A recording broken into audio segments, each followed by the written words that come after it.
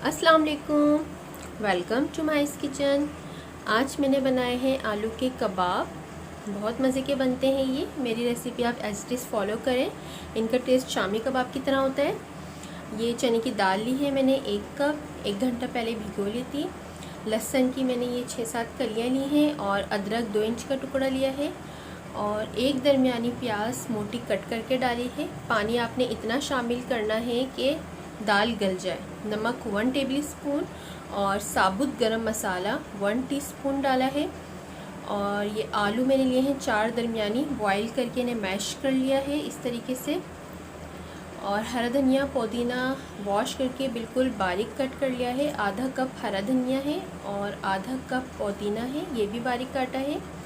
Green chillies बारीक आपने काट के इसमें शामिल करनी है। 4 से 5 अदर डाल सकते हैं, 3 से 4 डालें। अगर आप छोटे बच्चों के लिए बना रहे हैं तो ना डालें। और गरम मसाला पाउडर 1/2 टी स्पून, लाल मिर्च पाउडर 1/2 टी स्पून लिया है। और ये कुटी हुई लाल मिर्च 1/2 टी स्पून। नमक मैंने इसमें डाला है 1/2 टी स्पून। चाट मसाला मैंने डाला 1/2 tea spoon.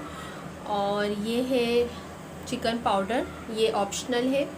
1 table spoon lemon juice शामिल किया है। दाल गल चुकी है, उसे ग्राइंड कर लेंगे। और 1 अदद दरमियानी प्याज बारीक चॉप की हुई इस तरीके से शामिल कर दें। और ये दाल जो ग्राइंड करके रखी है वो शामिल कर देंगे और इसे अच्छे तरीके से मिक्स कर लें तमाम मिक्सचर को।